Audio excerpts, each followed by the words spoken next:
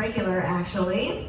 He is originally from Taunton, Massachusetts. He's real, he's raw, he's Joel Davis, everybody! Thank you, Allison. Can I get a woo woo Raynham Mass? Woo woo! All right on. I want to thank all four of you tonight.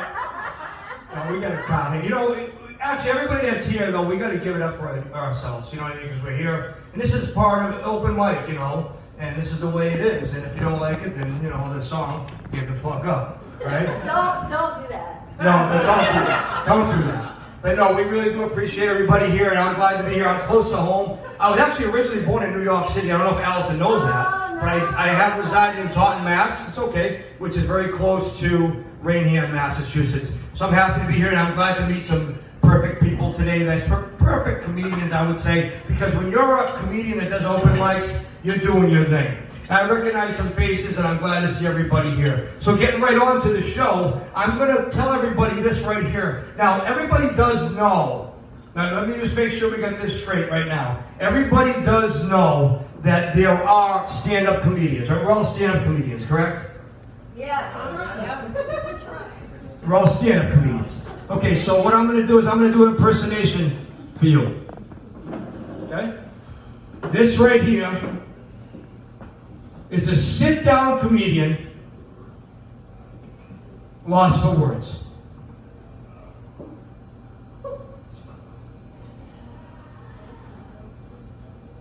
That was excellent. Everybody shut the fuck up. That was funny. That was good. How about commercials? Anybody like commercials? Yeah.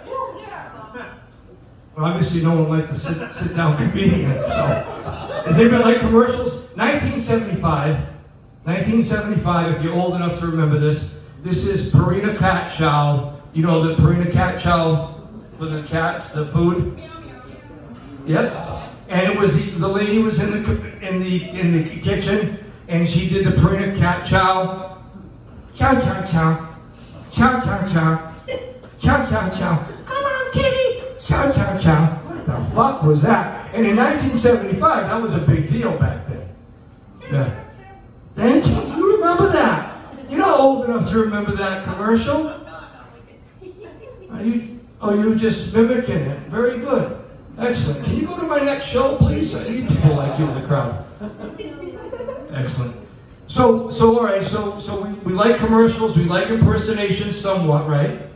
I think so. Very good. All right. All right. Yep. And so what we're going to go to next is we all been through this. Everybody's been through the dating scene. We just heard that earlier tonight. The dating scene. What I can't figure out, and I want to get this off my chest tonight, is why do women, I don't know if it's just on the dating apps, why do women call people in their family different names that really aren't their names? Anybody hear this before? Can anybody help me out? Females, do you know what I'm talking about? You do? Nicknames, yeah. So I met this one woman, we're talking, all of a sudden, in the middle of the conversation on the phone, she brings me right to FaceTime. And then I see her sitting on the porch, yeah. I'm like, what the fuck just happened? And she's sitting there saying, oh, this is my porch, and I'm just hanging out. I'm like, okay, all right, well, hello, how are you? Yeah, my pictures are recent. Your pictures are recent. We got that. And then all of a sudden, the phone or camera swings over to this little window, and then I just see this face. I'm like, who's that? Oh, that's the husband. I'm like, that's just fucking happened. I'm so traumatized by this shit. I'm like, that's the husband? Oh yeah, he's in the shower. Oh, excellent. That's your husband in the shower, and you just brought the FaceTime camera to see him in the little window. And then she did it again. Do you see him? And then the camera went again, and there he is. Yeah, I see him. Who is that? Oh, it's really not my husband. It's my daughter. But everybody calls her my husband. I'm like, this is pretty fucked up. You know, this comedy's like therapeutic. You know what I mean? It's like being at an AA meeting, isn't it? Because you guys know some of you guys know what I'm talking about. You know what I'm saying? So anyway, so we go on a date the next night. Her and I. I know. Exactly. I had to find out. Now we're at this place in Plymouth, Massachusetts. We're sitting there, and then she starts looking at her phone. And she's like staring at it, like, is something wrong? Is something wrong, sweetheart? You know what's going on? She's like, oh no, it's the husband. We have a tracker device. I'm like, what do you mean? Oh, our phones will let us know where we are. My husband just got home. Oh, isn't that fucking nice? I'm like, now, your husband, is that your real... I'm trying to figure this shit out. Is that your real husband? Oh no, that's my daughter. But I call her my husband. I was like, this ain't gonna fucking work out. So that was my last date with her. So I got one more for you people. Thank you very much. I appreciate everybody being here tonight at the Alice and Dyen For Laughs presentation here. Open mic. Yeah! Can I get a fuck yeah? Fuck yeah! That wasn't part of, hey, wait a minute, that wasn't part of my fucking act. No, but there is some good energy in here. I like the people in the cheap seats. Just so you know, it's all you can eat. Guys, just so you know, you can't take out on the all you can eat. I know someone tried earlier. They're like, can we take some takeout on the all you can eat? You know what I'm saying, sir? Oh, yeah. All right. You just woke up about 5 minutes ago, right? Yeah. Exactly, I can tell. Hey, all right, so we got one more for you. So I have a neighbor. This neighbor is a great guy. This neighbor that lives in my apartment. He's a little bit, he's a little slow. I love people like that, handicapped people, slow people, people that are mentally ill. I worked for the mentally ill. That's a true story. I worked with mentally ill. I worked in methadone clinics. I also did motivation speaking for a while. And I always loved handicapped people. And even I'm a former professional wrestler.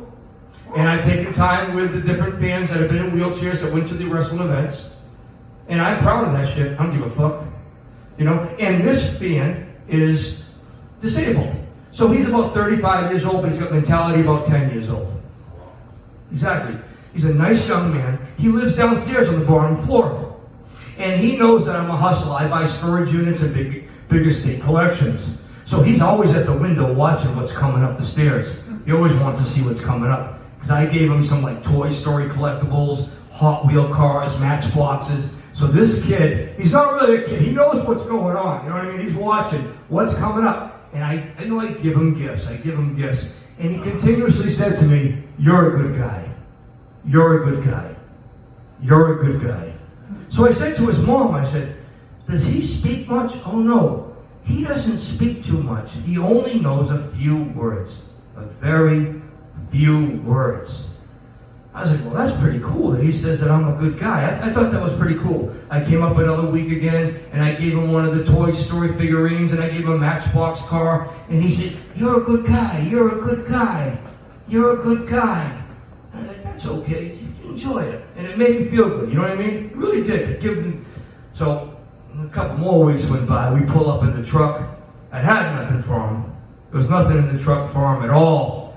I had nothing to give this young man. And he's in the window. Of course, he's in the window watching, and he's looking. I start walking up the stairs with the last box from this particular buy, and he's watching like this.